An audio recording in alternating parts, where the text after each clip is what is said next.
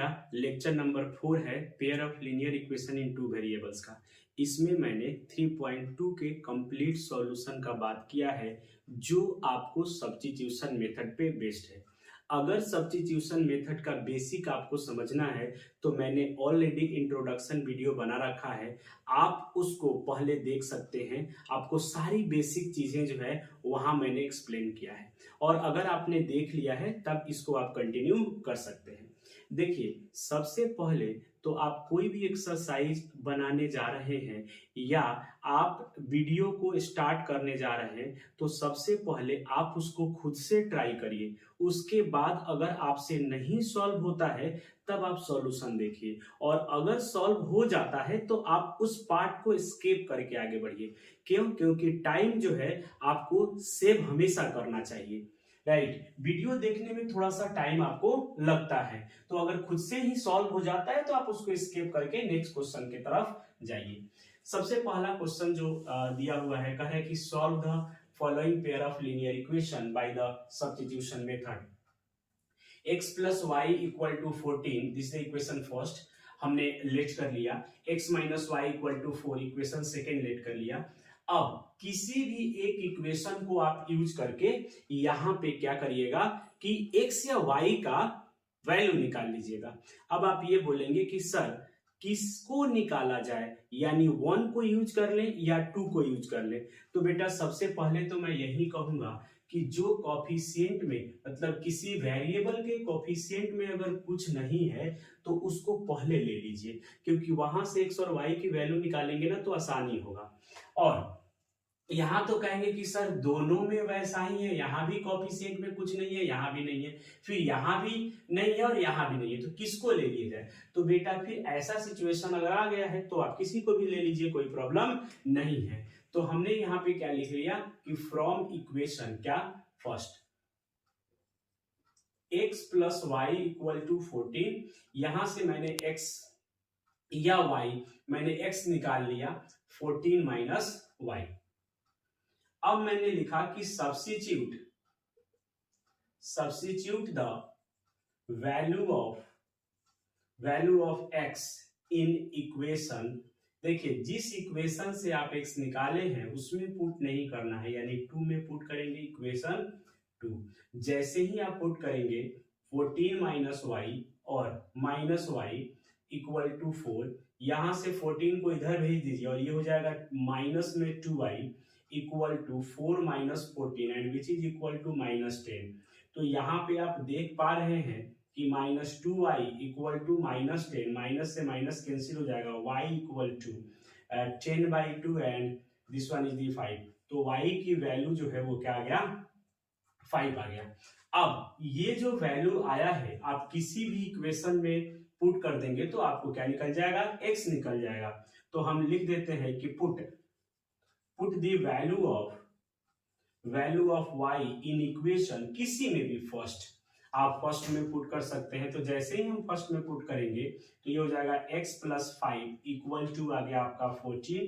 तो यहां से x इक्वल टू 14 माइनस 5 यानी 9 आ जाएगा। राइट, तो x की वैल्यू 9 आ गया और y की वैल्यू 5 आ गया। बेटा पेयर ऑफ लीनियर इक्वेशन में अगर आप चाहते हो कि आपका आंसर करेक्ट है या नहीं है, हम एग्जाम में ही चेक कर ले, तो जो भी वैल्यू आप लाए हो उस वैल्यू को मेन इक्वेशन में पुट करो। तो आप इसको लेट L1 कर दो, इसको L2 कर दो। तो L1 अगर में पुट करोगे तो x की वैल्यू कितनी है बेटा, 9 है। राइट, और y की वैल्यू कितनी है, y की वैल्यू है 5। तो 9 प्लस 5 कितना हो जाएगा, 14। तो देखिए यहाँ LHS और RHS दोनों क्या आ गया, इक्वल हो गया। राइट, फिर L2 को भी चेक करना है। तो x की वैल्यू 9 है और माइनस y की वैल्यू आपको 5 दिया हुआ है, तो 9 माइनस 5 ये भी 4 आ गया, यानी यहां भी LHS बराबर क्या आ गया, RHS। यानी ये वैल्यू जो है आपका, ये वैल्यू जो है क्या, x बराबर 9 y बराबर 5, ये बिल्कुल भी क्या हो गया, करेक्ट हो गया। तो आप एग्जाम में भी चेक कर सकते हैं कि जो भी वैल्यू आपने कैलकुलेट किया है वो सही है या सही नहीं है। आइए अब देखते हैं नेक्स्ट क्वेश्चन नंबर 2, 1 का 2। तो यहां पे बेटा इसको इक्वेशन फर्स्ट नाम दे दीजिए और इसको आप इक्वेशन सेकेंड नाम अभी नहीं दीजिए। अब आप ये बोलेंगे कि सर क्यों नहीं मैं दे सकता हूं अभी, तो बेटा इसलिए कि ये एक स्टैंडर्ड फॉर्म में ना वन फ्रैक्शंस में जो है तो उसको हम क्या करेंगे कि पहले फ्रैक्शन को हटा देंगे। अब आप ये कहेंगे कि सर अगर हम फ्रैक्शन को नहीं हटाते हैं तो क्या क्वेश्चन नहीं बनेगा? बेटा बिल्कुल बनेगा, कोई दिक्कत नहीं है, लेकिन हमेशा ये कोशिश करिएगा कि फ्रैक्शन को हटा दें, क्योंकि उसको सॉल्व करने में आपको प्रॉब्लम हो सकता है, राइट। तो पहले तो आप फ्रैक्शन को हटा दीजिए। तो कैसे हटाएंगे? तो इसको सॉल्व कर लेंगे, तो ये हो जाएगा 2s और ये हो जाएगा 3t और अपॉन में 6 इक्वल टू 6। तो यहां पे आपका आ गया 2s plus 3t equal to 36। अब इसको आप इक्वेशन क्या बोल दीजिए? 2 बोल दीजिए। अब यहां पे आप क्या करेंगे कि s और t यहां वेरिएबल है, यहां तो x और y वेरिएबल है, लेकिन यहां s और t वेरिएबल है। तो s और t वेरिएबल है तो कोई दिक्कत नहीं है, वही आपका x और क्या है? y है। तो कैसे करेंगे? फ्रॉम 1। आप बोलेंगे कि सर इससे आप नहीं निकाल सकते थे। बेटा तो वही प्रॉब्लम मैंने आपको कहा है कि जब इससे निकालेंगे s या t ना, तो अपॉन में कुछ हो जाएगा। देखिए अगर यहाँ पे 2s आप निकालते हैं, इससे 2s निकालते हैं तो 36 माइनस 3t और यहाँ से s आ जाएगा 36 माइनस 3t बाई 2। अब इस s को यहाँ पे रखेंगे तो इस अपॉन के कारण सॉल्व करना थोड़ा सा कठिन हो जाएगा। तो हम इसी कारण ये कहते हैं कि जो कॉफिशिएंट में जिसमें कुछ ना हो ना उसको लिया जाता है, इसलिए मैंने यहाँ पे 1 लिया है और कोई बात नहीं है।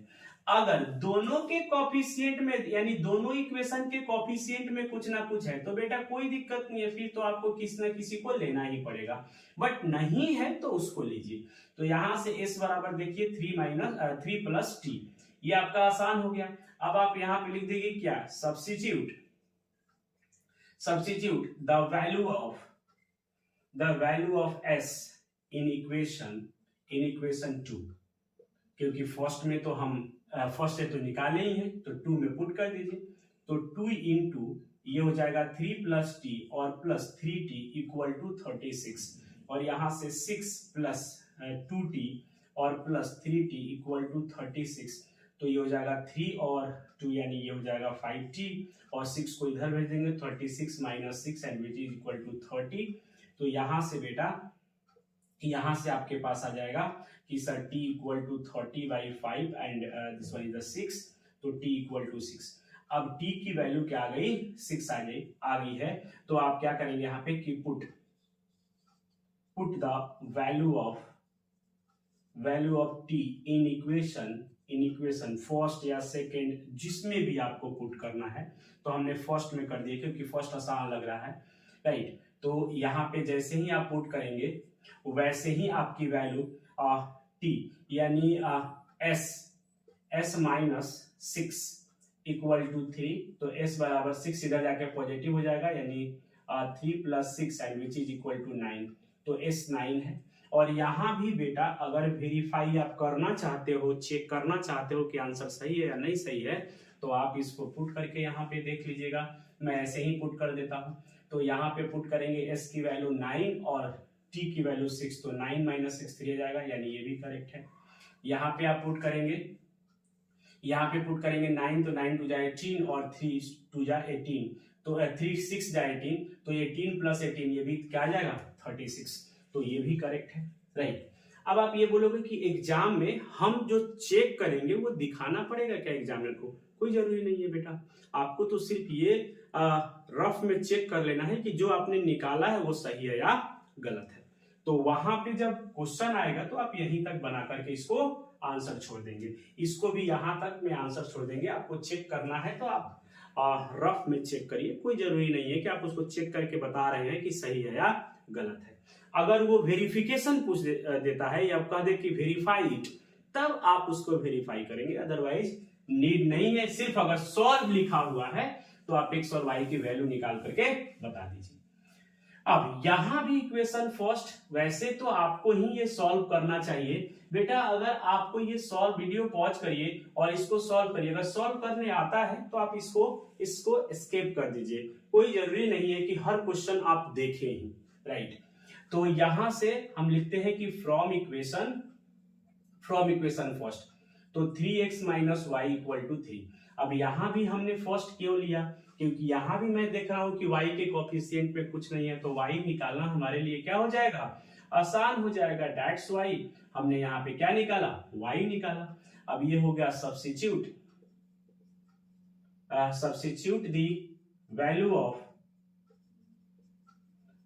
ऑफ y इन इक्वेशन क्या सेकेंड, तो सेकेंड में पुट कर दीजिए, तो 9x minus 3 into 3x minus 3 equal to 9। अब यहाँ पे हो जाएगा ये 9x और माइनस 9x, और ये हो जाएगा आपका 3 3 जा 9, वो भी पॉजिटिव, इक्वल टू 9, राइट। अब आप ये देख रहे हैं कि ये दोनों कैंसिल आउट हो रहा है, तो 9 बराबर 9। तो बेटा अब ये बताइए कि यहाँ पे वेरिएबल, मैंने इसलिए कहा था कि इंट्रोडक्शन वीडियो आप देखिए, वहां पे सब चीज मैंने और डिटेल में एक्सप्लेन किया है, राइट। यहाँ तो क्वेश्चन बना रहे हैं, तो क्वेश्चन जैसे जैसे दिखेगा वैसे वैसे मैं करते जाऊंगा। अब देखिए यहाँ पे तो वेरिएबल क्या हो जा रहा है, कैंसिल हो जा रहा है। तो बेटा अगर वेरिएबल कैंसिल हो जाए तो इसका मतलब ये है कि हम x और y की वैल्यू फाइंड आउट नहीं कर सकते हैं। तो वेरिएबल कैंसिल होने से एक बात तो कंफर्म हो गया कि we can not find the value of x and y। आप याद करिए कि x और y की वैल्यू हम दो कंडीशन में फाइंड आउट नहीं करते थे। आप याद करिए, तो दो कंडीशन में हम फाइंड आउट नहीं करते थे। सबसे पहला कंडीशन, अगर इनफाइनाइटली मेनी सॉल्यूशन है। क्यों इनफाइनाइटली मेनी सॉल्यूशन में हम फाइंड आउट नहीं करते थे, सिर्फ बोल देते थे कि इनफाइनाइटली मेनी सॉल्यूशन है। क्यों, क्योंकि आप कोई भी सॉल्यूशन निकालेंगे तो दूसरा कोई अदर सॉल्यूशन निकालेगा, फिर तीसरा स्टूडेंट अदर सॉल्यूशन निकालेगा। इसलिए उस कंडीशन में भी कह दिया गया है कि नो, हम लोग एक्स और वाई की वैल्यू नहीं फाइंड आउट कर सकते हैं। और एक और कंडीशन था जिसमें नो सॉल्यूशन था, उसमें भी आप एक्स और वाई की वैल्यू फाइंड आउट नहीं कर सकते हो। तो ऐसा दो कंडीशन आपके पास है। तो सिर्फ ये लिख देने से कि we can not find the value of x and y, आपको ये जस्टिफाई नहीं हो रहा है कि आपका इनफाइनाइटली मेनी सॉल्यूशन है यहां या नो सॉल्यूशन है। तो उसके लिए क्या देखना पड़ता है, तो सबसे पहला आपने ये देख लिया कि अगर ये वेरिएबल कैंसिल आउट हो गया तो we can not find the value of x and y. अब आपको ये देखना है कि नो सॉल्यूशन वाला केस है या इनफाइनाइटली मेनी सॉल्यूशन वाला केस है। अगर इनको देखना है तो जो लास्ट में वैल्यूज आया है आपका, यानी जो लास्ट का स्टेटमेंट बना है, वो स्टेटमेंट आपको देखना पड़ेगा। अगर ये स्टेटमेंट आपका करेक्ट आया है, अगर ये स्टेटमेंट अगर आपका करेक्ट आया है, इसका मतलब ये है कि आप इनफाइनाइटली मेनी सॉल्यूशन के कंडीशन में है। और अगर ये इनकरेक्ट स्टेटमेंट आता तो नो सॉल्यूशन के कंडीशन में आप रहेंगे, राइट। तो यहां पे क्या आया है, 9 इक्वल टू 9, बिल्कुल करेक्ट है। तो यहां पे आप लिखोगे कि विच इज क्या लिख देंगे, yes, which is correct statement. तो करेक्ट स्टेटमेंट अगर आपका आ गया, इसका मतलब है कि ये इनफाइनाइटली मेनी सॉल्यूशन है। तो हम यहां पे बोलेंगे कि here we can not find the value of x and y because the variables are cancelled out। Clear है, इसलिए आप फाइंड आउट नहीं कर पा रहे हो। बट स्टेटमेंट इज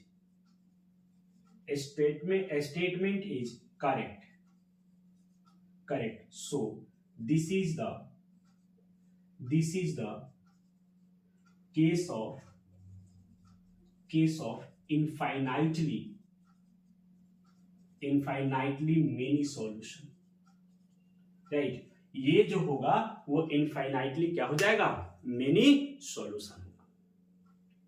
तो जब भी आपको ऐसा कंडीशन आ जाए कि वेरिएबल कैंसिल और स्टेटमेंट सही हो जाए तो इनफाइनाइटली मेनी सॉल्यूशन, और जब वेरिएबल कैंसिल आउट हो गया लेकिन स्टेटमेंट आपका क्या आ गया, फॉल्स आ गया, यानी this not equal to this आ जाए, यानी अगर यहां ऐसा आ जाता कि 9 जीरो का, तो ये आपका फॉल्स स्टेटमेंट है क्योंकि 9 कभी जीरो के बराबर नहीं हो सकता है। तो अगर ये फॉल्स आता तो यही किसका कंडीशन बन जाता, नो सॉल्यूशन का, राइट। तो चलिए अब बात करते हैं बेटा नेक्स्ट क्वेश्चन का, क्वेश्चन नंबर 4। इसको सबसे पहले तो आप क्या करिए कि 10 से मल्टीप्लाई कर दीजिए। अब आप ये बोलेंगे कि सर 10 से मल्टीप्लाई क्यों कर दे हम लोग, क्या यहां पे बिना 10 से मल्टीप्लाई किए ये क्वेश्चन नहीं बनेगा? बेटा बिल्कुल बनेगा, लेकिन ना पॉइंट में कैलकुलेशन करना हो सकता है आपसे कहीं पॉइंट छूट जाए या कहीं मल्टीप्लाई में प्रॉब्लम हो जाए, राइट। तो कभी भी अगर पॉइंट में आपको दिख रहा है इक्वेशन तो आप उसको कन्वर्ट कर लीजिए किसमें, किसमें, इंटीजर्स में कन्वर्ट कर लीजिए, राइट। तो यहां पे फ्रैक्शन दिख रहा है और हमको ये दिख रहा है कि पॉइंट के बाद सभी में एक एक डिजिट है, इसीलिए मैंने 10 से सोचा अगर दो दो डिजिट होता पॉइंट के बाद तो हम 100 से मल्टीप्लाई करते एंड सो ऑन, राइट। ये क्वेश्चन जो है बेटा ये काफी इंपॉर्टेंट है, बहुत ही इंपॉर्टेंट है। क्यों? क्योंकि कई बार जो है आपके पेपर में ये आया है, इसी कारण आया है कि पॉइंट में है और अगर आपने 10 से मल्टीप्लाई नहीं किया तो कुछ ना कुछ आप मिस्टेक करोगे। तो इसलिए जो है आप इसको क्या करिए, पहले पॉइंट को हटा दीजिए। तो मैं यहां पे लिखता हूं कि multiply by 10 in both the equation, अब जब मल्टीप्लाई कर देंगे तो ये 2x हो जाएगा, ये 3y हो जाएगा इक्वल टू ये 13, अब इसको इक्वेशन 1 देंगे और ये 4x हो जाएगा, ये 5y हो जाएगा और ये 23 हो जाएगा, अब इसको नाम देंगे 6। अब बेटा यहां पे हम देख पा रहे हैं कि दोनों के कोफिशिएंट में आपका कोई ऐसा नहीं है जिसके कोफिशिएंट में 1 हो। देखिए आप, इसमें भी x के कोफिशिएंट में 2 है, यहां 4 है, यहां 3 है और यहां क्या है, 5 है। तो बेटा जब भी ऐसा सिचुएशन आ जाए कि कोफिशिएंट में 1 नहीं मिल रहा हो तो आपको किसी ना किसी को तो लेना पड़ेगा। तो अब आपके ऊपर है, आप जिसको लेना चाहते हो आप ले सकते हो। तो मैं कोशिश कर रहा हूं ना कि अपॉन में 2 हो, क्योंकि अपॉन में 2 जो होगा मल्टीप्लाई करने में आसानी होगा। तो हम फिर यहां पे भी फ्रॉम इक्वेशन फर्स्ट से ही बात कर रहे हैं। तो 2x plus 3y equal to 13, यहां से 2x equal to 13 minus 3y और x equal to 13 minus 3y और बाई 2। देखिए अब ये फ्रैक्शन में आ गया ना, तो फ्रैक्शन में मैं कह रहा था कि थोड़ा सा तो कठिन होगा ही आपको सॉल्व करना, बट यहाँ 2 है तो आप जल्दी भी सॉल्व कर सकते हैं, कोई दिक्कत नहीं है। तो यहाँ पे लिखते हैं हम कि substitute the value of x in equation second, क्योंकि हम फर्स्ट से निकाले हैं। तो 4 और इंटू 13 माइनस 3y और अपॉन 2 और प्लस 5y इक्वल टू 23। अब देखिए बेटा मैंने आपको हमेशा कहा है कि थोड़ा सा आप स्मार्ट रहोगे ना तो आपको प्रॉब्लम नहीं होगा। देखिए मैंने कहा था कि 2 को ले लो, अब यहाँ 2 को आपने लिया तो उससे क्या फायदा हो गया, आपको कैंसिल आउट हो गया। तो जनरली जो छोटा कोफिशिएंट होता है ना उसको आप उठाने की कोशिश करिए, हमेशा सॉल्व करने में भी आसानी होगा और हो सकता है कि वो कैंसिल आउट हो जाए, राइट। तो यहाँ कैंसिल आउट हो गया। अब ये हो जाएगा 2 में 13 से मल्टीप्लाई करोगे 26, 3 में 2 से करोगे तो 6 और प्लस 5y इक्वल टू 23। आप 26 को इधर लेके चले जाइए और 6 में से 5 जाएगा तो 1, वो भी माइनस में, राइट। और ये 26 इधर जाएगा तो 23 माइनस 26 माइनस 3, माइनस से माइनस कैंसिल हो जाएगा, y इक्वल टू 3 आपको दिख रहा है। Yes sir. अब बेटा क्या करोगे, यहां पे लिखोगे कि put the value of y in equation क्या फर्स्ट में ही पुट कर लीजिए, तो 2x और प्लस 3 इंटू 3 इक्वल टू 13, 3 3 जा 9 और 2x equal to 13 minus 9 and which is equal to 4, right. तो 2x इक्वल टू 4, तो यहां से आपको x इक्वल टू 2 आ जाएगा, तो x की वैल्यू आपको 2 हो गया और y की वैल्यू आपको 3 हो गया। अब आप ये कहोगे कि सर यहाँ भी वेरीफाई कर लिया जाए क्या, तो बिल्कुल वो आपका काम है, जो वेरिफिकेशन है वो आपको DYS that is the do yourself. चलिए, जैसा ये क्वेश्चन बहुत इंपॉर्टेंट है वैसा ही ये क्वेश्चन बहुत इंपॉर्टेंट है, बहुत ही इंपॉर्टेंट है, कई बार आए हैं आपके बोर्ड में। देखिए, वैसे तो मैं डायरेक्ट आपको आंसर बता देता हूं, ऐसे क्वेश्चन का डायरेक्ट आप देखिए और आंसर आपके दिमाग में चले। बेटा, अगर कोई ऐसा इक्वेशन है जिसमें कांस्टेंट मिसिंग है, ध्यान से सुनिएगा, ऐसा इक्वेशन, क्योंकि आपको ये पता है कि a1x और plus b1y plus c1 equal to 0, a2x plus b2y plus c2 equal to 0, ऐसा दोनों इक्वेशन है जिसमें आपको कांस्टेंट अगर मिसिंग है तो आप 100% ये समझ जाइए उसका आंसर 0,0, यानी x की भी वैल्यू 0 होगी और y की भी वैल्यू 0 होगी। अब आप बोलोगे सर कैसे आप ये कह सकते हैं, कुछ लॉजिक है आपके पास? हाँ बेटा, लॉजिक है। देखिए, ये तभी सेटिस्फाई होगा ना जब दोनों की वैल्यू 0 हो, इस टाइप में, तभी ये सेटिस्फाई होगा, अदरवाइज ये सेटिस्फाई ही नहीं करेगा। ये रूट का है ना क्वेश्चन, तो रूट का क्वेश्चन है तो ये एक ही वैल्यू पे क्या करेगा, सेटिस्फाई करेगा। क्यों?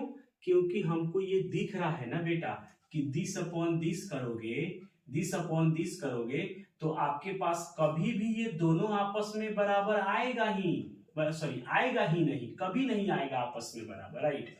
तो हमको दिख रहा है कि a1 by a2 b1 by b2 के बराबर है ही नहीं, तो सॉल्यूशन मिलेगा यूनिक।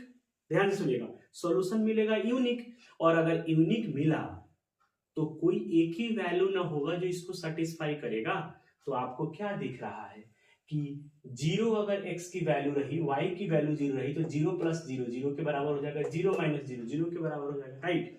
तो एक आपका अगर कांस्टेंट मिसिंग है तो वैल्यू जो होगा वो क्या होगा, सिर्फ और सिर्फ 0 ही उसको सेटिस्फाई कर सकता है। तो आंसर तो 0 ही आना है, लेकिन आप इसको सॉल्व कर लीजिए, कोई दिक्कत नहीं है। अब देखिएगा, यहां भी सॉल्व करने में ना बच्चा परेशान होगा। कैसे? देखिएगा, तो इसको आप 1 बोल दीजिए और इसको क्या बोल दीजिए, 2 बोल दीजिए। तो यहां पे किसी को भी लीजिए, कोई फर्क नहीं पड़ना है। क्यों? क्योंकि कोएफिशिएंट में किसी के भी 1 नहीं है, तो किसी को भी ले सकते हैं। तो फ्रॉम इक्वेशन फर्स्ट, तो हम यहां पे √2x plus √3y equal to 0, यहां से x equal to √2x equal to उधर लेके जाएंगे तो -3y और x equal to -√3/√2, this is the y। अब आप यहां पे ये सोच रहे होंगे कि सर यहां पे इसको रेशनलाइज करें, नहीं, ये इसी कारण तो ये क्वेश्चन दिया गया है कि आप इसमें उलझो, बट आपको नहीं उलझना, मैं बता रहा हूं क्यों। आपने सिंपल यहां पे जो लिखा है उसको आप रहने दीजिए, कोई फर्क नहीं पड़ा, जैसा है वैसा छोड़ दीजिए। अब यहां पे लिखिए आपकी substitute the value of x in equation second. अब यहां पे पुट करिए तो ये हो जाएगा √3 और इंटू -√3/2 √2y और माइनस में √8y इक्वल टू 0। अब यहां भी आपको थोड़ा सा स्मार्ट होना पड़ेगा, मैं बार बार बोल रहा हूं स्मार्ट होना पड़ेगा, क्योंकि ये इंपॉर्टेंट है। इंपॉर्टेंट ऐसे तो नहीं है ना कुछ तो इसमें है। तो देखिए क्या, एक तो आपको मल्टीप्लाई करने का मन है √3 से, तो √3 को तो कर दीजिए, नहीं करने का मन है तो आप वहां भी छोड़ सकते हैं, बट कर दीजिए। यहाँ पे √3 को √3 से करेंगे तो आपका क्या आ जाएगा, 3 आ जाएगा, राइट। तो ये हो जाएगा -3/√2 और y और -√8y। आप यहां से y कॉमन लीजिए, सिंपल y कॉमन लीजिए, तो -3/√2 और -√8 इक्वल टू 0। अब इसको भी आप सॉल्व करने में लग जाएंगे। कुछ बच्चे क्या करेंगे, इसको भी सॉल्व करने लगेंगे। क्यों करोगे बेटा, क्या नीड है आपको? आपको पता है कि ये वैल्यू इधर जाकर के, ये इधर जाकर के डिनोमिनेटर में ही आएगा, और 0 बाई कोई भी नंबर हो तो बेटा वो 0 हो जाता है। तो क्यों सॉल्व करना, इसको आपस में क्यों करना, बिल्कुल नहीं करना है। y इक्वल टू आप डायरेक्ट लिख सकते हो 0, या अगर आपका मन है कि नहीं हम एक बार लिख दे तो लिख दीजिएगा, -3/√y और √2 सॉरी और -√8 इक्वल टू क्या हो जाएगा, सीधा 0। तो y बराबर क्या आ गया, 0।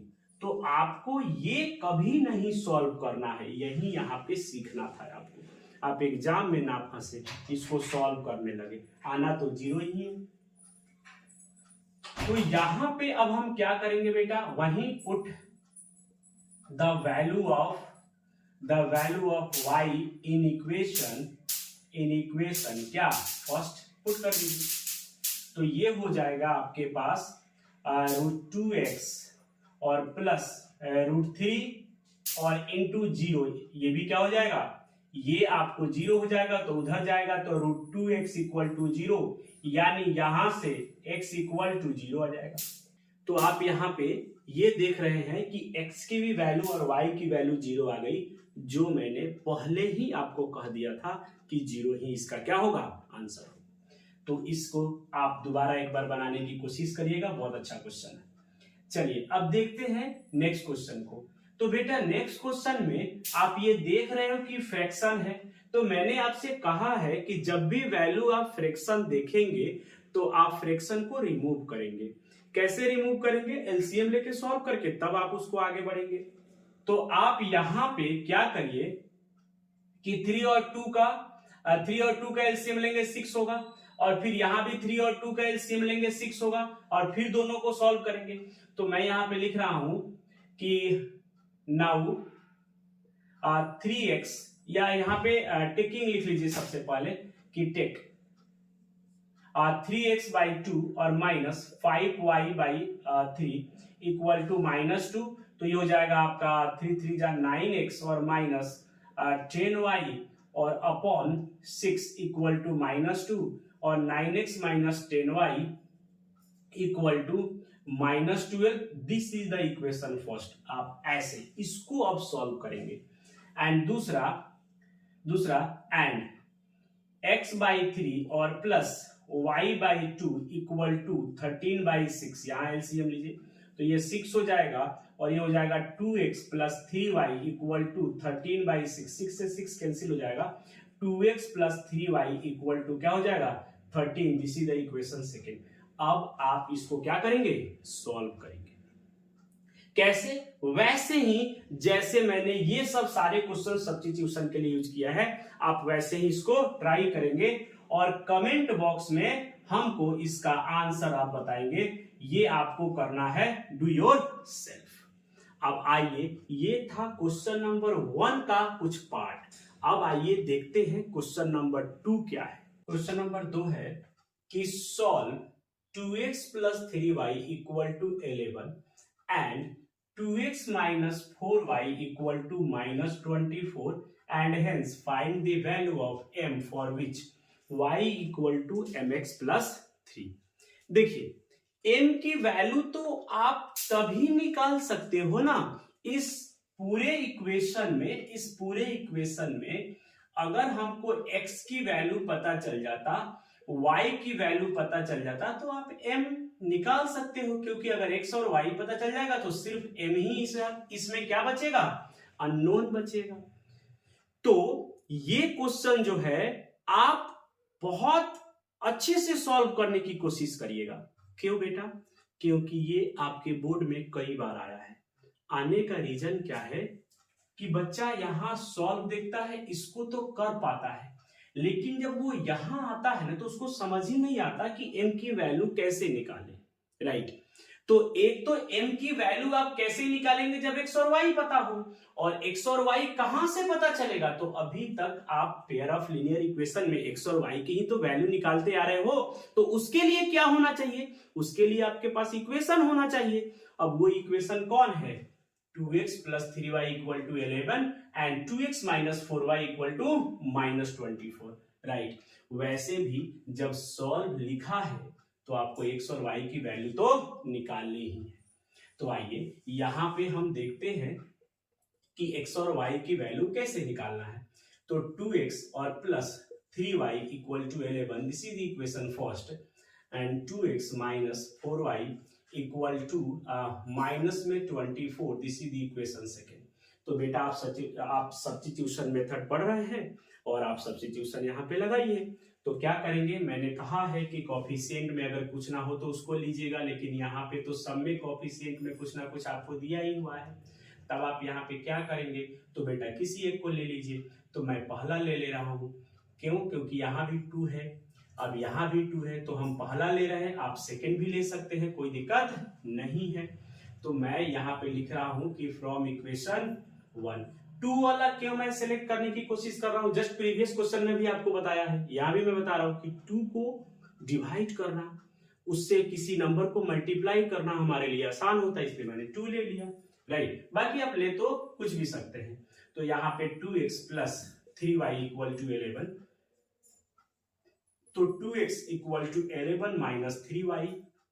अब यहां आ जाएगा कि 2x equal to x equal to, यहां से आप x निकालेंगे, x equal to 11 minus 3y by 2। Yes और x की वैल्यू निकल गई, तो यहां पे लिखेंगे कि substitute the value of x in equation second, क्योंकि फर्स्ट से हम निकाले हैं तो सेकेंड में पुट कर दीजिए। तो 2 इंटू 11 माइनस 3y और बाई 2 और minus 4y equal to minus 24। देखिए 2 लेने से आपको एक ही फायदा क्या हुआ कि अगर ये कैंसिल आउट नहीं होता तो ये मल्टीप्लाई करना है, यानी एलसीएम लेना आसान होता, लेकिन यहाँ पे क्या हो गया, कैंसिल आउट हो गया। तो हमेशा कोशिश करिए, अगर बेटा वही हम 4 लेते ना, यहां से ये y निकालते या ये y निकालते तो 3 अपॉन में जाता, तो वो 3 कैंसिल आउट नहीं होता। तो थोड़ा सा आप ना सोचा करिए, ऐसा नहीं कि हमको सब्स्टिट्यूशन आता है तो बस हम किसी भी इक्वेशन को उठा लिए और लगे बनाने। बेटा आप बना लोगे, हो सकता है कैलकुलेशन मिस्टेक कर जाओ, तो वैसा को लो आप जिसमें आसान हो आपको करना, राइट। तो कोशिश ये करना है। तो यहाँ पे हमने जब उठाया तो देखिए हमारा क्वेश्चन क्या हो गया, अब यहाँ पे फ्रैक्शन ये रहा ही नहीं, कैंसिल हो गया। अब यहाँ माइनस 4y इक्वल टू हो गया आपका माइनस में 24, तो 4 और 3 माइनस में 7y, 11 उधर जाएगा तो निगेटिव हो जाएगा, तो माइनस 24 माइनस 11, तो ये आ जाएगा आपका 45, वो भी माइनस में। तो हम देख पा रहे हैं कि यहाँ माइनस में 7y इक्वल टू माइनस में 35, तो ये कैंसिल आउट हो गया, y equal to 35 by 7 and which is equal to 5, तो y आपका 5 हो गया। यहाँ पे लिखेंगे कि put the value of y in equation, जिसमें चाहे उसमें, तो मैं फर्स्ट में ही पुट कर ले रहा हूं। तो 2x और प्लस 3 इंटू 5 इक्वल टू 11, यहां से 2x इक्वल टू 5 से जब 15, तो 11 माइनस 15, ये हो गया माइनस में 4। तो यहां से आप ये कर सकते हैं x equal to minus 4 by 2, यानी आ गया 2, यानी x इक्वल टू माइनस 2। तो आपको अब x की वैल्यू और y की वैल्यू आपने क्या किया, कैलकुलेट कर लिया है। जब x और y की वैल्यू कैलकुलेट हो जाएगा तब क्या करना है, and hence find the value of m for which this, ये दिया हुआ है तो m की वैल्यू कैसे निकालेंगे। तो अब यहां पे लिखेंगे कि now y equal to mx plus 3 दिया हुआ है, तो पुट x बराबर माइनस 2, y बराबर 5। तो यहां जैसे ही पुट करेंगे आप तो क्या हो जाएगा, y की वैल्यू हो गया 5, y की वैल्यू हो गई आपकी 5, और यहां पे y की वैल्यू 5 और x की वैल्यू कितनी है, माइनस 2, तो माइनस 2m और प्लस यहाँ पे 3 ऑलरेडी है ही पहले से, 3 को इधर ला लीजिए या 2m को इधर ला लीजिए तो m प्लस 2m इधर आ गया है ना, इधर 3 बचा, 5 को उधर ले जाइए तो 2m equal to 3 minus 5 and which is equal to -2, तो 2m equal to -2, m equal to -2/2 and which is equal to -1। तो m की वैल्यू जो है वो क्या है, -1 है। तो बेटा ये मैंने पहले भी कहा है कि इंपॉर्टेंट है, बार बार आपके बोर्ड में आता है, तो इस क्वेश्चन का प्रैक्टिस आप एक बार खुद से भी करने की कोशिश करिएगा। आइए अब देखते हैं नेक्स्ट क्वेश्चन, क्वेश्चन नंबर 3 में आपको बहुत सारे पार्ट है, तो सबसे पहला पार्ट का हम लोग बात करते हैं। क्वेश्चन कह रहा है कि the difference between two numbers is 26 and one number is 3 times the other, find them. बेटा देखिए, मैंने कहा है आपको पहले भी कि पेयर ऑफ लीनियर इक्वेशन में लैंग्वेज बेस्ड क्वेश्चन जो है ना वो बहुत इंपॉर्टेंट है और एग्जामिनर का ये फेवरेट क्वेश्चन होता है, तो थोड़ा सा इस पे हमेशा आप फोकस रखिएगा। चलिए देखते हैं पहला क्वेश्चन और सॉल्व करते हैं। उन्होंने कहा कि the difference between two numbers, तो वो नंबर क्या है, क्या आपको पता है? बिल्कुल आपको पता नहीं है। तो आप क्या करेंगे कि सबसे पहले तो उस नंबर को क्या करेंगे, लेट करेंगे। तो let one number is x and other number is y। Bracket में आप लिख दीजिएगा क्योंकि उन्होंने कहा है कि the difference between two number is 26। तो बेटा आप डिफरेंस जो है वो x माइनस वाई भी लिख सकते हो और y माइनस एक्स भी लिख सकते हो, लेकिन अब आप पूछोगे कि सर हम क्या लिखेंगे, तो आप हमेशा याद रखिएगा वैसे तो डिफरेंस जो होता है वो आपका मैक्सिमम और माइनस मिनिमम, यानी आपका bigger number minus smaller number होता है। लेकिन अब बिगर कौन है और स्मॉलर कौन है आपके लेट करने से तो पता नहीं चल रहा है, राइट। जो आपने यहां लिखा है इसी में ब्रैकेट में लिख दीजिए कि क्या, कि x is greater than y। आप ऐसा लिख दीजिए, क्यों? क्योंकि यहां पे x माइनस वाई लिखोगे या y माइनस एक्स लिखोगे, ये कंफर्मेशन तभी होगा जब आप किसी एक को बड़ा मानोगे और दूसरे को क्या, छोटा मानोगे। यस और नो? तो हमने क्या किया, x को बड़ा मान लिया और y को छोटा मान लिया, और मैंने कहा कि डिफरेंस मतलब बड़ा नंबर माइनस छोटा नंबर। तो हम यहां पे लिखेंगे according to question x minus y equal to 26, this is the equation first. अब उन्होंने कहा है and one number is 3 times the other. तो बेटा कौन सा नंबर किसके 3 गुना होगा, सिंपल बात। तो बेटा जो बड़ा नंबर होगा वो छोटा के 3 गुना होगा, यही होगा ना। तो आप क्या कहोगे कि एंड x जो होगा वो क्या होगा, 3y होगा, this is the equation second. अब क्या करना है, अब तो ये नॉर्मल क्वेश्चन हो गया, लैंग्वेज को आपने क्या कर दिया, इक्वेशन में कन्वर्ट कर दिया। अब ये क्या हो गया, एक आपका बहुत ही आसान क्वेश्चन बन गया सब्स्टिट्यूशन का।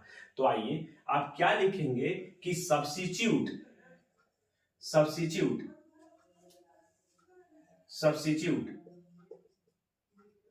The value of x in equation first. अब आप ये बोलोगे कि सर आप यहां पे ये नहीं लिखे फ्रॉम इक्वेशन फर्स्ट और फिर आप x नहीं निकाले, तो बेटा नीड नहीं थी। पता है क्यों? क्योंकि ये इक्वेशन जो आपका निकला है ना, ये ऑलरेडी x बराबर निकला है। यस और नो? तो हर इक्वेशन में आपको फ्रॉम 1 और फिर वहां से x निकाल करके सेकेंड में पुट करना कोई जरूरी तो नहीं है ना। ये लैंग्वेज बेस्ड क्वेश्चन है, उन्होंने जो लैंग्वेज लिखा है जब हम उसको इक्वेशन में कन्वर्ट किए हैं तो ये ऑलरेडी x इक्वल टू आया है, तो इसी को उठा करके हम फर्स्ट में पुट कर देंगे। इसलिए मैंने लिखा क्या कि substitute the value of x in equation first. तो बेटा इक्वेशन फर्स्ट में पुट करेंगे तो ये हो जाएगा आपका क्या, 3y और माइनस y इक्वल टू 26 और यहां से 2y हो जाएगा 26 और y जो होगा वो 26/2 यानी ये 13। y इक्वल टू आपका क्या आ गया बेटा 13 आ गया, यानी y की वैल्यू आपने फाइंड आउट कर लिया। अब जब y की वैल्यू फाइंड आउट कर लिया तो किसी भी इक्वेशन में आप पुट कर दीजिए, वहां से x निकल जाएगा। तो मैं सेकंड में पुट कर ले रहा हूं, put the value of y in equation second. तो यहां से हो जाएगा x बराबर 3 into 13 and which is equal to 39। तो x इक्वल टू क्या आ गया आपका 39, यानी वो जो नंबर है वो नंबर क्या है आपका, एक 39 है और दूसरा क्या है 13 है। और देखिए उसने कहा है ना कि एक जो है वो दूसरे के 3 गुना है, यहाँ पे कह भी रहा है सेकंड में, तो सेकंड स्टेप में तो आप देखिए यहाँ पे 13 का 3 गुना है कौन 39, यस और नो। तो आप वैल्यू को पुट करके आंसर चेक कर सकते हो या लैंग्वेज को पढ़ करके यहाँ पे भी चेक कर सकते हो। अगर वेरिफिकेशन बोलता है तो आप चेक करके एग्जामिनर को बताइए, और नहीं वेरिफिकेशन बोलता है तो आप खुद के सेटिस्फेक्शन के लिए कि जो हमने जो आंसर निकाला है वो सही है या नहीं आप चेक कर सकते हो। चलिए अब हम बात करते हैं इसी में क्वेश्चन नंबर क्या सेकंड का, यानी 3 का सेकंड। करे कि the larger of 2 supplementary angles exceed the smaller by 18 degree, find them. तो बेटा सप्लीमेंट्री का मीनिंग क्या होता है? सबसे पहले तो आपको यह ध्यान होना चाहिए, दो एंगल्स का बात करते हो आप, जब बात करते हो मैथमेटिक्स में तो दो एंगल का आप बात करते हो, एक सप्लीमेंट्री और एक कॉम्प्लीमेंट्री। तो बेटा सप्लीमेंट्री में क्या होता है, the sum of two angles is क्या 180, एंड कॉम्प्लीमेंट्री में क्या बात करते हो, the sum of two angle is 90 degree. तो यहां पे बेटा आपको क्या है सप्लीमेंट्री बोला है, तो सबसे पहले तो आप लेट कर लो दोनों नंबर को। तो उन्होंने कहा है कि the larger of to supplementary angles. तो बेटा अभी क्या कंफर्मेशन है क्या कि आपने किसको लार्जर माना? बिल्कुल कंफर्मेशन नहीं है, तो आप जस्ट मानिए पहले। Let supplementary of one angle, supplementary of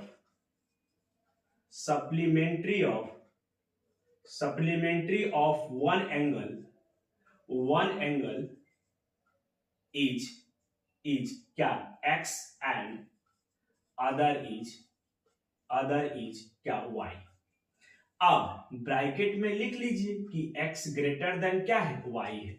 वैसे तो आप यहां पे लिखते कि supplementary of one larger angle is this and smaller angle is this, तो भी चलता, या आपने कहा कि supplementary of one angle is x and other angle is y, और ब्रैकेट में लिख दिया x is greater than y, तो बात वही है, राइट। नहीं तो आप ऐसे भी लिख सकते थे, जैसे मैंने पहले कहा कि larger of supplementary angle is x and smaller of supplementary angle is y, तो कोई दिक्कत नहीं है। अब आइए अकॉर्डिंग टू क्वेश्चन, उन्होंने कहा है कि the larger of to supplementary angle exceed the smaller by 18। तो स्मॉलर कौन है? स्मॉलर कौन है? y है। y जो है यानी y जो है इसमें आप 18 ऐड करते हो तब आता है आपका क्या x। देखिए the larger of to supplementary, larger है x, angles exceed the smaller by 18, smaller से 18 क्या है ज्यादा है। तो आप यहां से बना करके देखेंगे तो ये हो जाएगा आपका, this one is the equation क्या फर्स्ट। आप ऐसे ही रहने दीजिए क्योंकि ऑलरेडी x निकला हुआ है, यस और नो, ऑलरेडी x निकला हुआ है। अब आपको दूसरा एंगल कैसे, दूसरा इक्वेशन कैसे मिलेगा? यहां तो ऑलरेडी वो जैसे कह रहा था दो दो इक्वेशन क्वेश्चन नंबर फर्स्ट में आपने लिख दिया था, लेकिन यहां पे कैसा मिलेगा?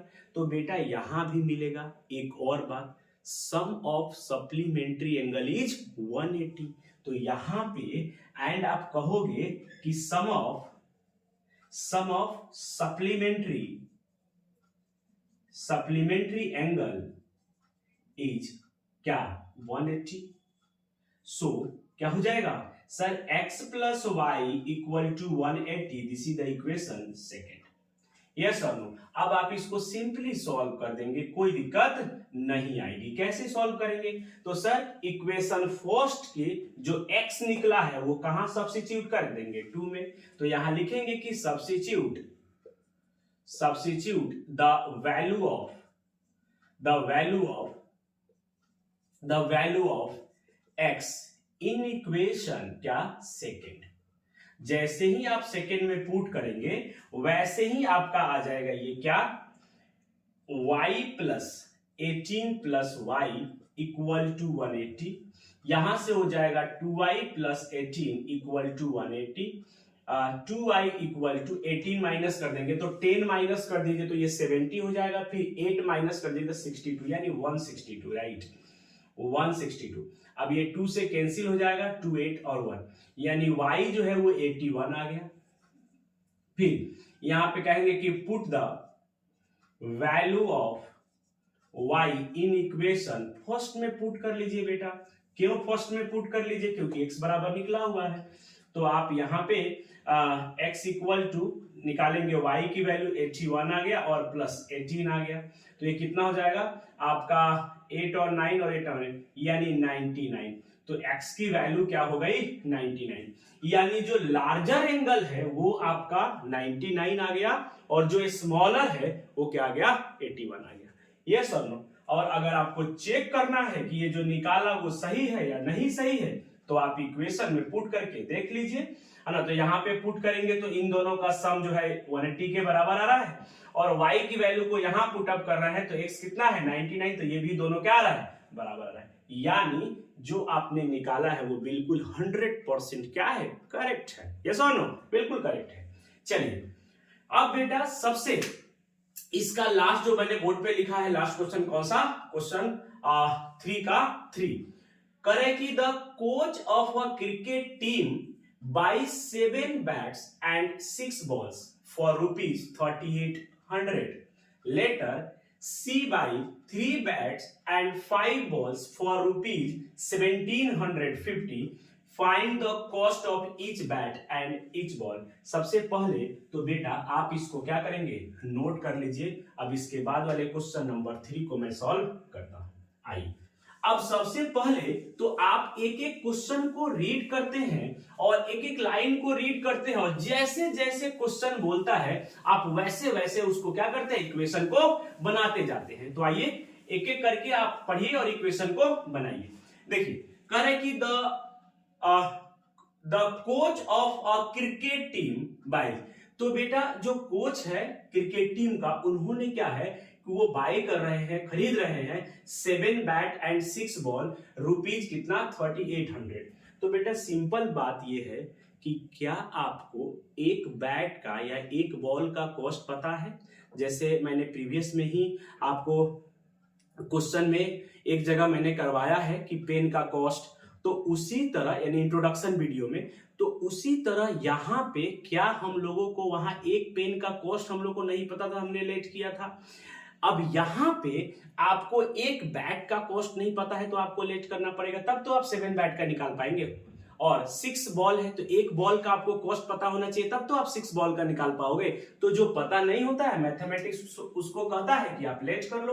तो यहाँ पे मैं कह रहा हूं कि sir let cost of one bat equal to rupees x and cost of one ball equal to rupees y। अब अकॉर्डिंग टू क्वेश्चन उन्होंने क्या कहा है कि 7 बैट तो 7x प्लस 6 बॉल तो 6y equal to 3800। This is the equation first. And उसके बाद C buy 3 bats and 5 balls for rupees this, तो 3 बैट यानी 3x प्लस एंड कर दीजिए यहां और plus 5 ball equal to 1750। This is the equation second. अब बेटा यहां पे हमको फ्रॉम इक्वेशन फर्स्ट और फ्रॉम इक्वेशन सेकेंड करना पड़ेगा। क्यों? क्योंकि यहां पे x इक्वल टू या y इक्वल टू नहीं निकला। अब जब ये नहीं निकला तो आपको निकालना पड़ेगा, क्योंकि सब्स्टिट्यूट करना पड़ता है। तो अब आप किससे निकालेंगे? आपका मन ये है कि सर हम इससे निकाल लें या इससे निकालेंगे। बेटा मैं आपको ये सजेस्ट करूंगा कि आप छोटी वैल्यू से लेकर चलिए। क्यों? क्योंकि डिनोमिनेटर में जब ये जाएगा तो मल्टीप्लाई करना आपके लिए क्या हो जाएगा? आसान हो जाएगा। तो आप यहां पे लिखिए कि फ्रॉम इक्वेशन सेकेंड, तो यहां से आ गया क्या? 3x plus 5y equal to 1750। तो बेटा यहां से 3x इक्वल टू 1750 और माइनस 5y, यहां से x जो होगा वो आ जाएगा आपका 1750 और माइनस में 5y और अपॉन 3। अब यहां पे लिखेंगे कि सब्स्टिट्यूट, या पुट भी लिख सकते हो, है ना, कोई दिक्कत नहीं है। Substitute the value of x in equation, अब 2 से आपने निकाला है तो 1 में पुट करिए इन इक्वेशन क्या? फर्स्ट। तो इन इक्वेशन फर्स्ट में जैसे ही आप पुट करेंगे वैसे ही आपको क्या मिलेगा? y के टर्म में एक इक्वेशन मिल जाएगा। तो यहां पे 7 इंटू 1750 माइनस 5y और अपॉन 3 और plus 6y equal to 3800, right. अब आप इसको सॉल्व करेंगे, तो जब ये सॉल्व करेंगे आप तो 17 से मल्टीप्लाई करेंगे तो 7 से मल्टीप्लाई करेंगे, 7 से मल्टीप्लाई करेंगे तो 0, 7 5 जा 35 और 7 7 जा 49 और 3 52 और 7 1 जा 7 और 5 आपका कितना हो जाएगा? 12, राइट। माइनस 35y और upon 3 plus 6y equal to 3800। अब ये हो जाएगा 12,250 माइनस 35y और प्लस 6 3 जा 18y और ये जो अपॉन में 3 आएगा इधर जाके मल्टीप्लाई हो जाएगा तो 3800 और इंटू 3। तो बेटा अब यहां पे 18 है और 35 है, तो राइट, इसको माइनस कर लीजिए। तो इसमें 2 ऐड करते तो 20 होता है ना, और उसके बाद में 15 और 2 यानी 17 आना चाहिए। 17y भी माइनस में, और ये उसको उधर, इसको मल्टीप्लाई करते हुए इसको उधर लेके जाइए तो ये हो जाएगा 8 3 जा 24, 3 3 जा 9 और 2 11, राइट, और 00 माइनस 12,250 माइनस करते रहेंगे आप। माइनस 17y इक्वल टू, अब माइनस कर दीजिए सर 0, यहां पे माइनस करेंगे सर 5, ये हो जाएगा 3 में से सर 2 जाएगा तो 1 हो जाएगा, और ये तो आपका क्या है 11 है, राइट, तो इधर से माइनस करेंगे हम लोग, ये हो जाएगा 0 और ये 5 में से आपका 0 जाएगा तो ये हो जाएगा 5, यहां हो जाएगा 2 और 2 में से 4 नहीं जाएगा तो ये हो जाएगा 12 में से 4 जाएगा तो ये हो जाएगा आपका 8 और ये हो जाएगा आपका 11 और यहां भी 11 है तो आपको कितना आ गया 850, राइट। अब 850 आ गया, 7 से कैंसिल आउट हो रहा है, ये बड़ा ये है तो ये माइनस होगा, माइनस और माइनस कैंसिल हो जाएगा तो यहां से y इक्वल टू 850 और बाई 17 यानी 50 आ जाएगा, तो y की वैल्यू जो है वो 50 आया, यस और नो। अब y 50 आ गया तो अब सिंपल बात है, यहां पे लिखेंगे कि put the value of y in equation, किसी में भी पुट कर सकते हैं, हम फर्स्ट में ही कर दे रहे हैं, कोई दिक्कत नहीं है, या सेकंड में भी हम कर सकते हैं क्योंकि वैल्यू छोटा है तो सेकंड में ही कर लीजिए। छोटा वैल्यू है कौन सा, ये 1750, तो ये 3x और प्लस 5 इंटू 50 इक्वल टू 1750, तो ये हो जाएगा 3x और ये 5 5 जा 25, दैट मीन्स 250, तो ये 1750 माइनस 250, तो माइनस कर देंगे तो ये आ जाएगा 1500 और 3x और x इक्वल टू 1500 बाई 3, तो ये हो जाएगा कितना 5 यानी 500, तो हमको ये दिख रहा है कि यहाँ x की वैल्यू 500 आ गया, यस और नो।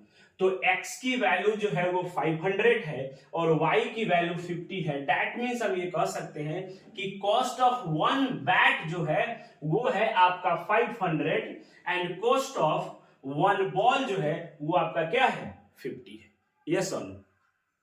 तो लैंग्वेज बेस्ड क्वेश्चन पे आपको थोड़ा सा ध्यान रखना है।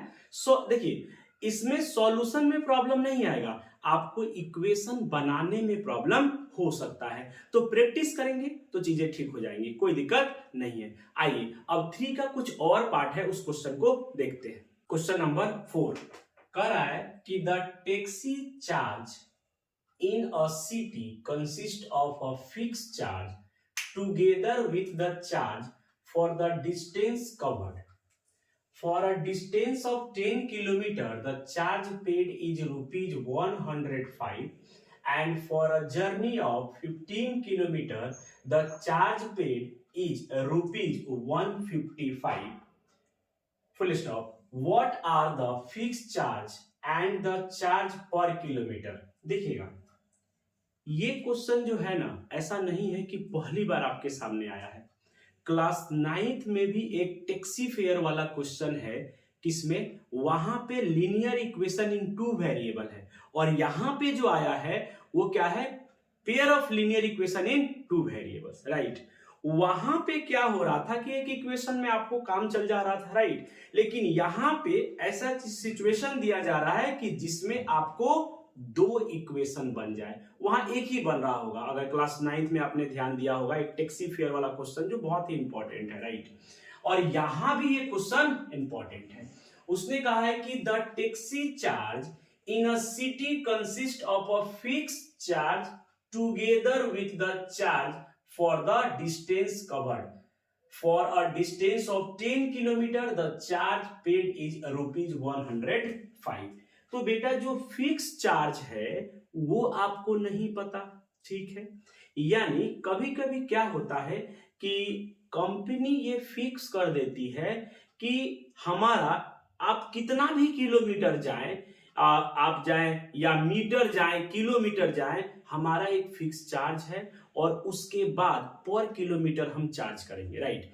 तो अब वो जो फिक्स चार्ज है ना आपको नहीं पता है, तो आप उस फिक्स चार्ज को लेट करो। तो हमने ये कहा कि लेट फिक्स चार्ज, जो फिक्स्ड चार्ज है वो हमने कह दिया कि रुपीज क्या एक्स, और दूसरा चार्ज पर किलोमीटर, चार्ज पर किलोमीटर ये आप जो है रुपीज आपने क्या कह दिया वाई। अब 1 किलोमीटर फिक्स चार्ज के बाद अगर वो 1 किलोमीटर जा रहा है तो हम क्या कह दिए कि 1 किलोमीटर का चार्ज क्या है वाई। अब वो जितना जाएगा उतना लग जाएगा। तो आइए देखते हैं।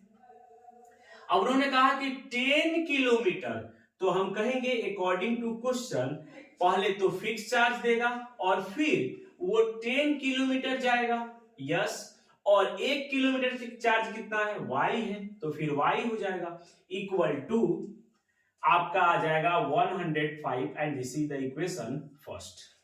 अब एंड फिर दूसरा करें कि for a journey of 15 kilometre the charge paid is rupees 155, तो फिर से फिक्स चार्ज होगा और साथ में वो 15 किलोमीटर जा रहा है तो 15y और पेड कितना कर रहा है 155 and this is the equation second. Yes और नो, बहुत ही आसान है, कुछ भी नहीं करना। उसने कहा टुगेदर विथ का मतलब एक साथ ऐड करके लिखना है, राइट। तो this plus this equal to this, add करके टुगेदर विथ का वही मीनिंग है। अब सेम जैसे आप पहले करते आए हो, सब्स्टिट्यूशन लगाते हुए आए हो, अब आप यहां पे किसी भी इक्वेशन से x की वैल्यू निकाल लो। क्यों? क्योंकि x के कोफिशिएंट में कुछ भी नहीं है। हमने हमेशा कहा है कि कोफिशिएंट नहीं है तो उसी से निकालिए।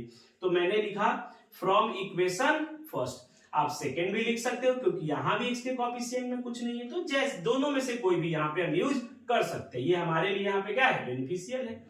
तो हम यहां पे लिख रहे हैं कि x plus 10y equal to 105, यहां से x निकाल रहे हैं कि 105 माइनस 10y।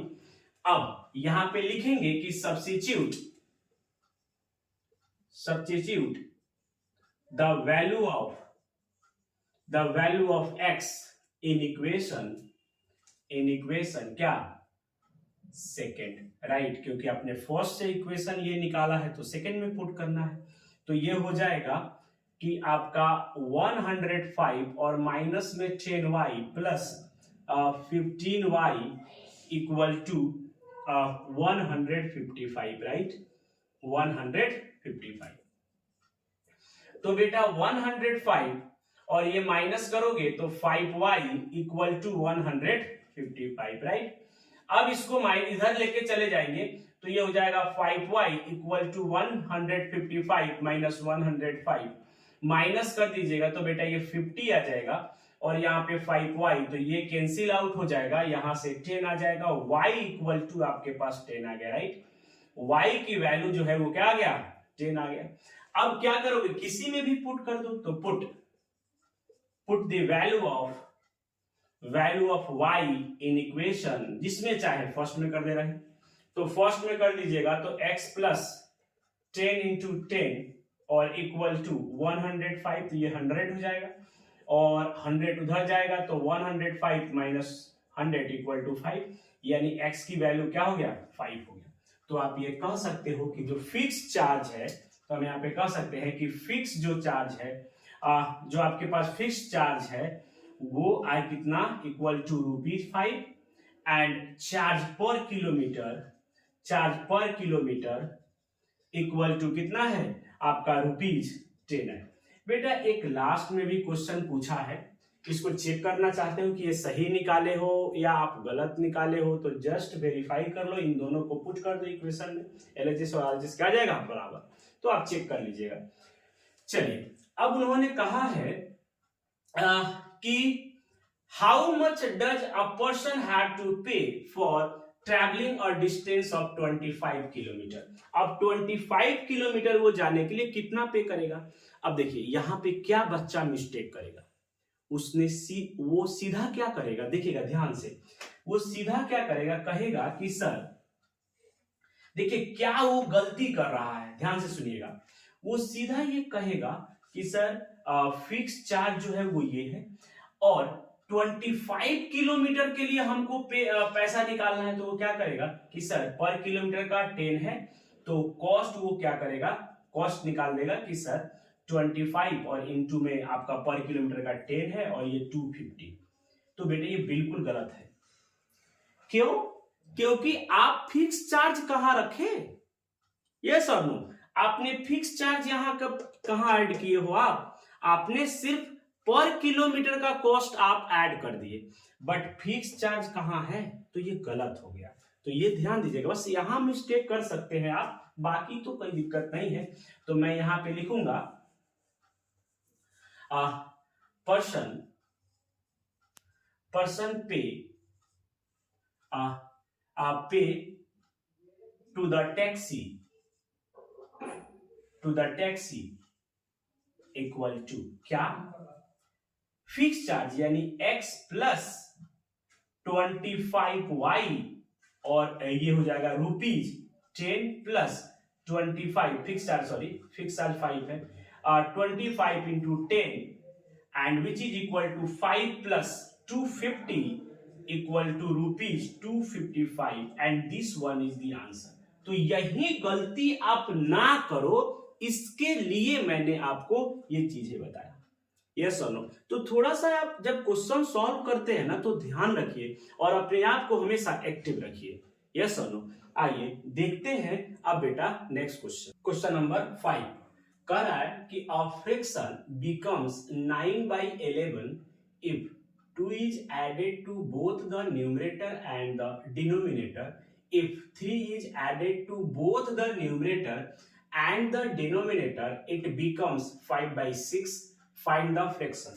देखिए कई बार क्या होता है कि बच्चे अलग डिनोमिनेटर मानते हैं कि sir let numerator is this and denominator is this, यानी न्यूमरेटर x और डिनोमिनेटर y। कई बार ऐसा होता है कि बच्चे डायरेक्ट बोलते हैं कि let the fraction will be x/y। तो क्या सर दोनों सही है? हाँ बिल्कुल दोनों सही है। आप डायरेक्ट मान लो, जैसे हमने यहां पे डायरेक्ट लिख लिया कि लेट फ्रैक्शन फ्रैक्शन इज क्या, x बाई वाई, डायरेक्ट हमने मान लिया। कई बार ऐसा क्या होता है कि let numerator is x and denominator is y and so fraction is x by y. तो एक ही चीज को 2 बार 3 बार लिखने से नंबर ज्यादा नहीं मिलता, आप ये ध्यान रखिए। एग्जामिनर का हमेशा ये देखना होता है कि कंसेप्ट आपने क्या यूज किया है, कैसे सॉल्व कर रहे हो, राइट। ऐसा नहीं है कि 2-3 स्टेप लिख देंगे तो बहुत ज्यादा मार्क्स आएगा, ये बहुत लोग ऐसा मानते हैं, बट बिल्कुल नहीं। आपका सटीक आंसर होना चाहिए, बिल्कुल आपको उतना ही मार्क्स मिलेगा जितना लॉन्ग कोई बना करके मार्क्स ला रहा है, राइट। तो बिल्कुल ना आप ये सोचें कि सर ऐसा तो नहीं है कि कोई दिक्कत होगा, बिल्कुल नहीं दिक्कत होगा। उसने कहा है ना कि फ्रैक्शन, तो हमने कहा कि फ्रैक्शन x बाई वाई है। कह रहे कि एक फ्रैक्शन है, बहुत इंपॉर्टेंट है ये, कई बार पेपर में भी आया ऐसे क्वेश्चंस, राइट। करें कि अब फ्रैक्शन बिकम्स 9/11, ये फ्रैक्शन 9/11 हो जा रहा है अकॉर्डिंग टू क्वेश्चन। ये फ्रैक्शन जो है वो क्या हो जा रहा है, 9/11 हो जा रहा है। बिकम्स का मतलब हो गया, यानी इक्वल हो गया। कब? 2 is added to both the numerator and the denominator, यानी यहां भी 2 ऐड कर रहे हैं और यहां भी 2 ऐड कर रहे हैं, तो ये 9/11 हो जा रहा है। बस इसको क्रॉस मल्टीप्लाई करिए तो ये हो जाएगा 11x प्लस 11 2 जा 22 इक्वल टू 9y और प्लस 18। तो यहां से आप निकाल लेंगे कि 11x और माइनस 9y इक्वल टू 22 को उधर लेके चले जाइए, माइनस में 22 तो कितना हो जाएगा, यानी माइनस में 4, यानी ये हो गया 11x minus 9y equal to -4। This is the equation first, right. चलिए, एंड अब कह रहा है कि if 3 is added to both the numerator and the denominator it becomes 5/6। अब इस फ्रैक्शन में दोनों में अब 3 ऐड करने पे ये हो जा रहा है कितना, 5/6। अब मल्टीप्लाई करिए, क्रॉस मल्टीप्लाई जैसे आपने यहां पे किया, तो 6x और प्लस 6 3 जा 18 इक्वल टू 5y और प्लस 15। अब ये हो जाएगा 6x और minus 5y equal to 15 minus 18। आप ये देख पा रहे हैं -3, राइट।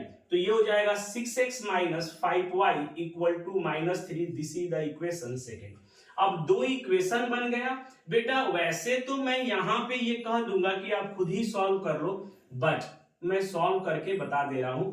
लेकिन जब भी आप सॉल्यूशन देखने बैठते हैं ना, तो पहले एक बार खुद से सॉल्व करिए, हमेशा पहले एक बार खुद से सॉल्व करिए, तभी तो आपको पता चलेगा कि मेरा मिस्टेक कहां था और वो मिस्टेक हम कैसे दूर करें। तो उससे क्या होगा कि वो हमेशा आपको याद रह जाएगा, ये हमेशा याद रखिए, है ना। तो आप पहले खुद ट्राई करिए। चलिए देखते हैं अब यहां पे कैसे निकालोगे, जिससे मन हो आप वैसे उससे निकाल लो, क्या x या y। तो मैं कोशिश कर रहा हूं क्या इस बार सेकंड से भी फिर से निकालने का। तो मैं लिख रहा हूं कि फ्रॉम इक्वेशन सेकंड, तो क्या दिया है 6x minus 5y equal to -3। तो यहां से y उधर लेके जाएंगे, तो ये हो जाएगा 6x इक्वल टू 5y और -3, और यहां से x equal to 5y minus 3y क्या हो जाएगा 6। अब substitute the value of x in equation क्या किससे निकाले हो, ये सेकेंड से। तो फर्स्ट में इन इक्वेशन फर्स्ट, तो फर्स्ट में पुट कर दीजिए, तो ये हो जाएगा आपका 11 और in bracket 5y minus 3/6 minus 9y equal to minus में 4। तो बेटा 11 5 जा 55y और माइनस 33 और 6 9 जा माइनस में 54y, और ये 6 इधर डायरेक्ट भेजिए -24। तो बेटा यहां पे आ जाएगा आपका अब -54 और ये 55 करेंगे तो सिर्फ y आ जाएगा। 33 को उस साइड भेज दीजिए, तो ये 33 प्लस में हो जाएगा और माइनस में 24, और आपको पता है कि ये हो जाएगा 9। तो सिंपली जो है वो y बराबर क्या आ गया आपके पास 9, राइट। अब put the value of put the value of y in equation, किसी में भी इन इक्वेशन फर्स्ट, तो फर्स्ट में पुट कर लीजिए, तो ये हो जाएगा 11 और x और minus 9 into 9 equal to minus में 4, तो 11x इक्वल टू बेटा 9 9 जा 81, और 81 में से अगर आप 4 को माइनस कर दोगे तो 77 आ जाएगा, राइट, क्या आ जाएगा 77, और 77 आ जाएगा तो ये कैंसिल आउट हो जाएगा, यहाँ पे कैंसिल आउट हुआ हुआ क्या हो गया 7 हो गया। यानी हम ये कह सकते हैं कि बेटा x की जो वैल्यू है, जो x की वैल्यू है, जो आपका x की वैल्यू है वो कितना आ गया, वो आ गया 7। यानी यहां पे लिखोगे अब कि नाउ या सो, सॉरी यहां पे लिखिए सो फ्रैक्शन इज, क्या हो जाएगा आपका, जब आपने लिख दिया कि फ्रैक्शन क्या होगा, तो फ्रैक्शन x बाई वाई, तो बेटा फ्रैक्शन जब x बाई वाई हो जाएगा तो x कितना है, x है आपका 7 और y कितना है 9, यानी 7 by 9 and this one is the क्या आंसर। तो क्वेश्चन को जस्ट ना आप एक बार पढ़िए और जैसा जैसा लैंग्वेज कहता है ना वैसा आप लिखते जाइए, आपका इक्वेशन भी करेक्ट होगा और बनेगा भी करेक्ट। तो आप चेक करना चाहते हो कि सही है या गलत है, तो देखिए ना डायरेक्ट इसे चेक करिए, कह रहा है कि 2 ऐड कर रहा है तो 2 ऐड करिए, तो 7 में 2 ऐड करिए और 9 में 2 ऐड करिए, तो कितना हो जाएगा 7 और 2 9 हो जाएगा, और 9 और 2 11, देखिए आ गया 11, यानी बिल्कुल करेक्ट है जो भी आंसर आया है। और भी चेक करने का तरीका है क्या कि डायरेक्ट आप इस वाले वैल्यू को x और y को आप इस इक्वेशन में पुट करके देख लीजिए, यहाँ पे 1 बना है 2, दोनों अगर LHS RHS बराबर आए तो भी करेक्ट है, तो वैसे तो मैंने चेक कर लिया, आप भी एक बार चेक कर लीजिएगा। आइए अब देखते हैं बेटा नेक्स्ट क्वेश्चन, क्वेश्चन नंबर 6 क्या कह रहा है कि 5 years hence the age of Jacob will be 3 times that of his son. 5 years ago Jacob's age was 7 times that of his son. What are their present age? तो बेटा क्या आपको present as पता है, यहाँ पे नहीं पता है, और जो नहीं पता होता है सबसे पहले तो उसको लेट करते हैं, उसके बाद मैं बात करूंगा आपसे। तो let present age of Jacob equal to x and present age of his son, ये हो जाएगा y। बेटा एक मैं इंट्रोडक्शन वीडियो में भी एक क्वेश्चन का बात मैंने किया है और उसमें एज वाले प्रॉब्लम को मैं डिटेल एक्सप्लेन किया है कि सबसे पहले कि जब बेटा एज अगर अबो कहता है तो दोनों को ले जाना है, ऐसा नहीं है कि अगर एक फादर है और एक उनका सन है तो अगर अभी प्रेजेंट एज दोनों का, एक का मान लीजिए फॉर एग्जांपल 30 इयर्स और एक का 20 इयर्स है, मान लीजिए एक का 30 इयर्स है फादर का, और सन का मान लेते हैं कि 10 इयर्स फॉर एग्जांपल। तो बेटा अगर हम बात करें कि 3 इयर्स या 7 इयर्स या 10 इयर्स, यानी 10 इयर्स बाद, तो बेटा 10 इयर्स बाद में ये 40 का हो जाएगा, तो ये 10 का थोड़ी रहेगा, बोलिए क्या ये 10 का रहेगा, बिल्कुल नहीं, ये भी 10 बढ़ जाएगा, यानी ये 20 का होगा। अगर हम 5 इयर्स अगो कहें तो अगर ये 5 इयर्स अगो जाएगा तो ये 25 का हो जाएगा, तो ये बेटा 10 का नहीं रहेगा, बिल्कुल नहीं रहेगा, क्या हो जाएगा, ये भी 5 साल कम हो जाएगा, तो ये 5। तो इस कंसेप्ट पे इसको हम वर्क करवाते हैं। तो ये जो हमने एज माना है ये प्रेजेंट एज है, तो अब यहां पे बोल दीजिए कि ये x है और ये क्या है y है। अब इसके अकॉर्डिंगली चलिए, कह रहे कि 5 इयर्स हेंस यानी 5 साल बाद, हम यहाँ पे क्या माने थे 10 साल बाद, या क्या गया 5 साल बाद, यानी 5 साल बाद तो ये x प्लस 5 हो जाएगा और ये 5 साल बाद y प्लस 5 हो जाएगा। तो अब यहाँ पे लिखेंगे according to question 5 years from hence, 5 years hence, 5 year hence age of Jacob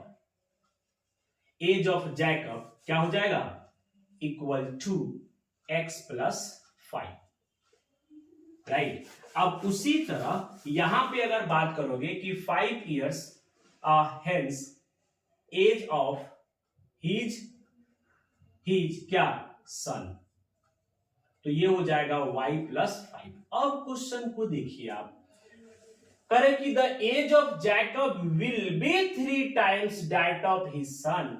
अब क्या हो जाएगा कि जो जैकब का एज है वो अपने सन के एज से क्या हो जाएगा, 3 गुना हो जाएगा। देखिए हमेशा मल्टीप्लाई जो होता है ना वो बेटा सन या डॉटर के एज में किया जाता है। अगर कुछ बहुत ज्यादा अगर आपको कॉम्प्लिकेटेड हो रहा है तो हमेशा मल्टीप्लाई करते हैं। रीजन क्या है, क्योंकि जिसका कम एज है उसको ना बढ़ाओगे तो दोनों इक्वल आएगा। बोलो ये सोनू बेटा, सन का एज तो कम ही होगा, फादर का एज क्या होगा, ज्यादा होगा। तो इनको जब इक्वल करना है तो आप किसके एज में मल्टीप्लाई करोगे, सन के। तो ये भी एक कंसेप्ट होता है। वैसे तो जो लैंग्वेज करेंगे आपका आंसर आ जाएगा। तो यहां पे x और ये 3y होगा, इधर ला लीजिए -3y, और ये 5 को उधर भेजिए तो आप 5 को उधर भेज दीजिए तो 5 3 जा 15 और -5 ये हो जाएगा 10। तो x - 3y इक्वल टू आ गया 10 and this is the equation first. चलिए एंड अब दूसरा कह रहा है कि 5 ईयर्स अगो, यानी पीछे जाना है। कहां जाना है, पीछे जाना है, तो माइनस करोगे, राइट। तो हम यहां पे लिखेंगे कि 5 years ago age of Jacob, दोनों को ले जाएंगे x - 5। 5 years ago age of his son क्या, y - 5। अब जो है क्या कह रहा है, was 7 टाइम्स। तो हमेशा मल्टीप्लाई किस में करते हैं, अभी मैंने बताया किस में करते हैं मल्टीप्लाई, बोलिए यस और नो, किस में करते हैं, किस में करते हैं, तो बेटा हमेशा सन में करते हैं। तो कर लीजिए x - 5 equal to 7 into y - 5। तो ये हो जाएगा आपका x - 5। तो ये 7y, तो इधर 7y ला लीजिए, 5 को उधर लेके चले जाइए तो पॉजिटिव हो जाएगा, 7 5 जा 35, तो ये हो जाएगा माइनस में 30, राइट। तो ये x minus 7y equal to minus में 30 and this is the equation second. तो बेटा जब दो इक्वेशन बन गया तो क्या आपको सॉल्व करने में कोई परेशानी है क्या, सब्स्टिट्यूशन से कोई परेशानी नहीं है, वही तो आप करते आए हो, राइट। तो आप इसको पहले नोट कर लीजिए, फिर मैं इधर रब करके इसको करता हूं। चलिए तो देखते हैं यहां पे जो है हम क्या करेंगे, इनको जस्ट सॉल्व करना है। तो किसी को भी ले लीजिए, इक्वेशन 1 या 2 को ले लीजिए, लेकिन आपको बात ध्यान में रखना है कि जिसके कॉफिशिएंट में कुछ ना हो कोशिश करिए उसको ले लिया जाए। तो इसके कॉफिशिएंट में भी नहीं है, यहां भी नहीं है, तो किसी एक को भी आप ले सकते हो, कोई प्रॉब्लम यहाँ पे नहीं है। तो मैं यहाँ पे लिख रहा हूं कि फ्रॉम इक्वेशन फर्स्ट, तो जैसे ही फर्स्ट करेंगे हम तो क्या आ जाएगा आपका x - 3y इक्वल टू 10, यानी x equal to 10 plus 3y। अब substitute the value of x in equation 1 से निकालो, 2 में पुट करो इक्वेशन 2। तो ये हो जाएगा बेटा 10 प्लस 3y और माइनस 7y इक्वल टू -30, और यहां से 7 और 3 हो जाएगा आपका माइनस में 4, y और 10 को उधर भेज दी तो -30 और माइनस में 10, तो ये हो जाएगा माइनस में 40, राइट। तो ये माइनस से माइनस कैंसिल हो जाएगा, तो y बराबर 40/4 यानी ये आ गया 10। तो यहां से हम देख पा रहे हैं कि y जो है वो 10 आ गया। अब कहेंगे कि put the value of y in equation क्या फर्स्ट में पुट कर दीजिए। तो फर्स्ट में पुट करेंगे तो कितना आ जाएगा, जैसे ही फर्स्ट में पुट करेंगे तो ये आ जाएगा आपका x और माइनस आपके पास 10, तो ये हो जाएगा 3 इंटू 10 इक्वल टू 10, तो ये 30 उधर चला जाएगा तो प्लस हो जाएगा 10 प्लस 30 यानी 40, x इक्वल टू 40। तो बेटा ये हमको पता चल गया कि प्रेजेंट एज ऑफ